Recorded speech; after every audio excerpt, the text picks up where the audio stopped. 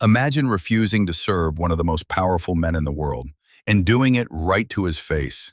That's exactly what a young KFC worker did when Donald Trump walked in, and the reason why left the entire restaurant frozen in silence. It was just another noisy lunch rush at KFC. Fryers hissing, trays clattering, the smell of crispy chicken pulling in hungry customers. But then, the doors opened. A hush swept through the room. Heads turned, phones came out, and in walked Donald Trump. The former president strode in like he owned the place, suit perfectly pressed, signature red tie in place. Some customers whispered in excitement, others raised their phones, recording every step he took. He approached the counter where a young cashier, maybe 20 years old, stood in his neat KFC uniform. The kid didn't smile, didn't greet him, didn't even touch the register. Instead, he took a deep breath, leaned slightly forward, and said, "I'm sorry, sir, but I can't serve you." The words cut through the air. Gasps erupted from the tables. Even the kitchen noise seemed to stop. Trump froze. "You can't serve me? Is this some kind of joke?" The cashier's voice didn't waver. "No, sir, it's not a joke." From the corner of the room, the manager peeked out, eyes wide. Staff members stood frozen mid-task. Trump tilted his head, lowering his voice but keeping it sharp. "So, what's the problem? Politics?" The cashier shook his head slowly. "No, sir, this isn't about politics. It's personal." The room fell silent again. People leaned in, hungry to know what could make someone refuse a man like Donald Trump. The young worker took another breath. "Years ago, my family owned a small restaurant just a few blocks from here. My parents worked every day to keep it alive. One morning, we got an eviction notice. No warning, no second chance. The property had been bought by a development company tied to one of your hotel projects. Within a month, we lost everything." Trump's face stayed unreadable, but the kid kept going. "My dad worked odd jobs after that just to keep food on the table. My mom cried herself to sleep for months. I was just a kid, but I swore, if I ever met the man behind that deal, I wouldn't just smile and pretend it didn't happen." Trump's eyes narrowed. "I don't remember that deal. I've done thousands over the years. I don't know your family, and I'm sorry for what happened, but I had no idea." The cashier nodded faintly. "Maybe you didn't know, but your choices still hurt us, and I needed you to hear it from someone who lived it." There was a long, heavy pause. Trump stood still for a moment, then nodded once. Without raising his voice or making a scene, he turned to the manager and said, "I'll eat somewhere else." And just like that, he walked out. The door swung shut behind him, and for a second, the restaurant stayed completely silent. Then, the murmurs began. Some customers clapped, others shook their heads, muttering that the cashier should have just done his job. The manager stepped forward. "Do you have any idea what you've just done?" "Yes," the young man replied calmly, "and I don't regret it." That night, the videos of the encounter spread online like wildfire. People argued endlessly. Was he brave or was he foolish? But for the young cashier, the debate didn't matter. For the first time in years, he felt like he had stood his ground. Sometimes he thought, speaking your truth isn't about changing the past. It's about making sure it's never forgotten. Donald Trump raised his eyebrows, clearly surprised. "You can't serve me? Is this a joke?" he asked, leaning slightly closer, his voice carrying a mixture of confusion and authority. The young worker stood behind the counter, his black KFC cap casting a faint shadow over his eyes. His hands trembled slightly at his sides, but his voice, steady, clear, and calm, cut through the buzz of the restaurant. "No, sir," he said firmly. "This isn't a joke. I can't in good conscience hand you this food." The room seemed to freeze. The sizzling from the deep fryers was still there, but it sounded distant, muffled, as though the air itself had grown heavy. A tray clattered in the kitchen and stopped abruptly. The aroma of fried chicken lingered, but nobody was thinking about food anymore. From the far corner of the restaurant, the manager, a stocky man in his 40s, stopped mid-step. He held a stack of paper cups in one hand, watching as if unsure whether to step in or let the scene play out. Other employees stood stiffly in place, their eyes darting between the young cashier and the man in front of him. Everyone in that moment expected the young worker to back down. It was, after all, Donald Trump, a man who had been one of the most powerful figures in the world, a man whose presence could change the energy of any room he entered. Customers were recording on their phones, some whispering, some simply staring. But the cashier didn't flinch. Trump narrowed his eyes slightly. His voice dropped to a more measured tone, as though trying to pry the truth out. "And what's your reason? Politics?" he asked, emphasizing the word. The young man swallowed hard, but didn't break eye contact. His voice came out low but unwavering. "No, sir," he replied. "This is personal." The words seemed to echo in the space between them. Trump tilted his head, waiting, as though silently daring the young man to continue. The cashier could feel dozens of eyes fixed on him, the pressure mounting with every passing second. His heart was pounding, but in his mind, he replayed the images that had brought him to this point, memories that felt as fresh as yesterday. "Years ago," the young man began slowly, "my family owned a small restaurant just a few blocks from here. It wasn't big, it wasn't fancy, but it was ours. My parents worked every single day to keep it alive. They poured everything they had into it: time, money, love. We served the community. We knew our customers by name." He paused for a moment, his eyes drifting briefly as if seeing it all again. "One day, we got an eviction notice. No warning, no second chance. The building had been sold. And we later learned the property was bought by a development company connected to one of your hotel projects." There was a ripple of murmurs among the customers, but the cashier kept talking. "Within a month, we lost everything. My dad, he never recovered from it.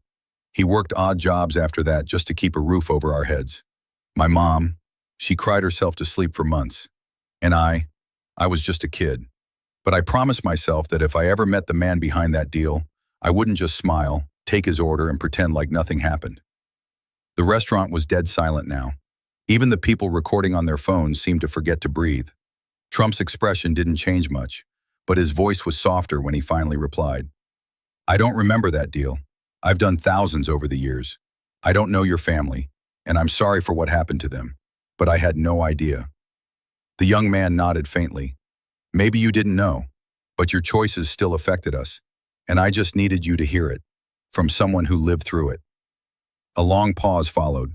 The two men stood there in silence, one carrying the weight of his family's loss, the other perhaps realizing for the first time the human face of a business decision. Finally, Trump gave a single nod. He turned to the manager, who was now hovering nervously behind the counter, and said, "I'll eat somewhere else." Without raising his voice, without making a scene, he walked out of the restaurant. The door closed behind him with a soft thud. For a moment, nobody moved. Then, the murmurs began again. Some customers clapped quietly.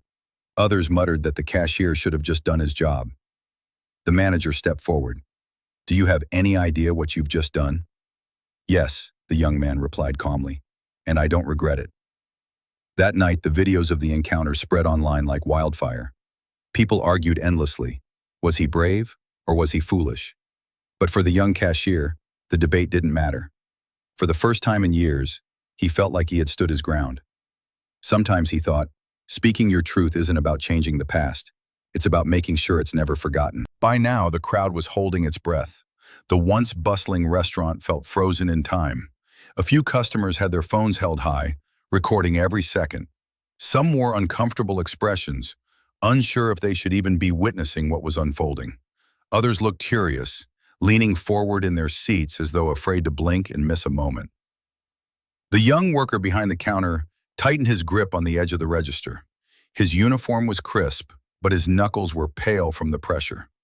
For a moment he glanced down, gathering his thoughts, before raising his eyes again to meet Donald Trump's.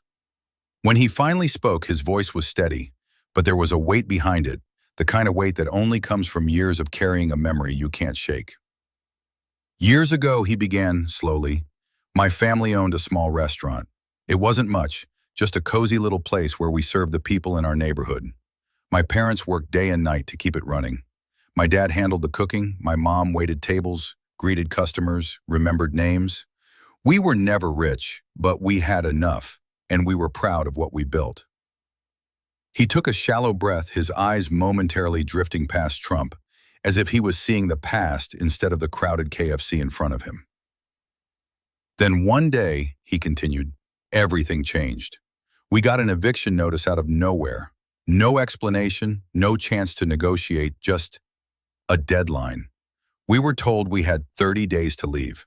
At first, we didn't understand why. We thought maybe it was a mistake. The young man's jaw tightened. But it wasn't a mistake. We found out the property had been bought by a development company, and that company was tied to one of your hotel projects. A ripple of whispers spread through the crowd, but no one dared speak above the boy's voice. He wasn't raising it. He didn't need to. Every word seemed to slice through the air. Our home, our business, everything was gone in a month, he said, his tone softening, almost cracking for the first time. One day we were serving regulars and laughing with our neighbors. The next we were packing boxes and locking the doors for the last time. The room went completely silent. Even the friars in the back seemed quieter, as though the machines themselves didn't want to interrupt. The young man swallowed hard. My dad, he never recovered from it. Cooking was his life. After the restaurant closed, he took whatever work he could get, fixing leaky sinks, painting houses, hauling junk just to pay rent. He aged 10 years in one. He looked down briefly before continuing. My mom, she tried to stay strong, but I'd hear her crying at night, thinking I was asleep. She'd sit at the kitchen table with bills spread out in front of her, wondering how we were going to make it. He shook his head, blinking back the dampness in his eyes. I was just a kid, but I saw everything, and I promised myself, if I ever met the man behind that deal, I wouldn't just stand there and act like nothing happened. I wouldn't pretend it was okay, because it wasn't. By now the room felt even smaller, tighter, like the walls themselves were leaning in to hear. Even Trump, usually a man with quick responses and sharp comebacks, stood quietly, his expression unreadable. The young man's voice softened further, but it carried a sharp edge. So here you are. I can't change what happened, but I also won't pretend it didn't destroy my family. His words seemed to hang in the air like a weight no one could lift. Customers looked between the two men, some holding their breath, others unconsciously tightening their grip on their phones.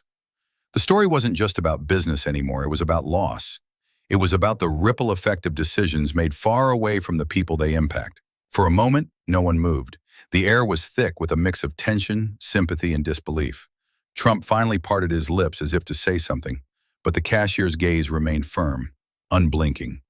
It wasn't a stare of hatred, but of truth. The kind of look that said, this happened. You may not remember, but I do. Somewhere in the back, a soda machine hissed, the only sound breaking the silence. Outside, cars passed on the street, oblivious to the scene playing out inside the small fast food restaurant.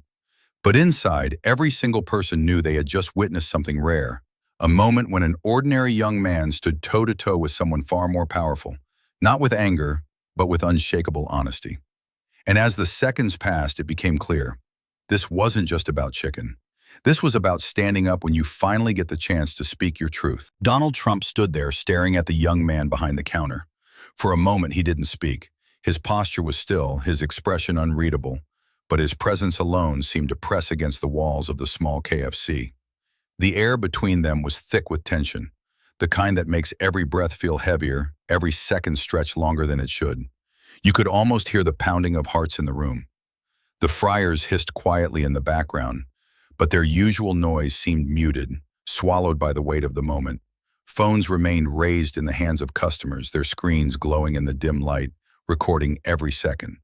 Somewhere in the corner, a little boy leaned over the table, whispering something to his mother, who shushed him instantly. Even the employees in the back had stopped moving, their eyes peering through the small opening in the kitchen wall to watch the scene unfold. Finally, Trump broke the silence. His voice wasn't raised. It wasn't sharp or defensive. Instead, it carried a slow, deliberate tone. I don't remember that deal, he said. I've done thousands over the years. I don't know your family, and I'm sorry for what happened to them. But I had no idea. His words hung in the air. Some customers glanced at each other, surprised at the calmness in his tone. Others frowned, trying to read whether it was sincerity or just a polished response. The young man behind the counter didn't move at first. His eyes stayed locked on Trump's, his hands resting lightly on the counter. When he spoke, his voice was softer now, but there was no mistaking the conviction in it. Maybe you didn't know, he said, but your decisions still affected people like us. I just needed you to hear it from someone who lived through it." That sentence seemed to slice through whatever invisible wall had been standing between them. It wasn't an accusation shouted in anger. It wasn't a plea for pity. It was simply a statement, honest, unpolished, and heavy with truth. For a moment, Trump didn't reply. His gaze shifted slightly as if weighing the words he'd just heard. The restaurant remained frozen, the silence stretching on like an unspoken challenge. And then, to everyone's shock, Trump didn't get angry. He didn't yell, didn't make a sarcastic remark, didn't demand to speak to the manager about being disrespected. Instead, he gave a small, almost imperceptible nod. He turned his head toward the manager, who had been standing a few feet away, torn between stepping in and staying silent. "I'll order somewhere else," Trump said simply.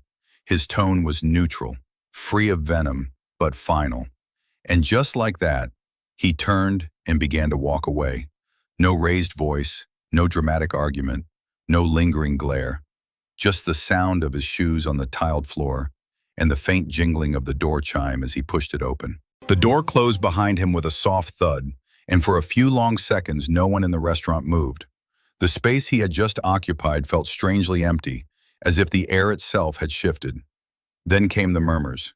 Customers leaned toward each other, some whispering in disbelief, others murmuring their approval.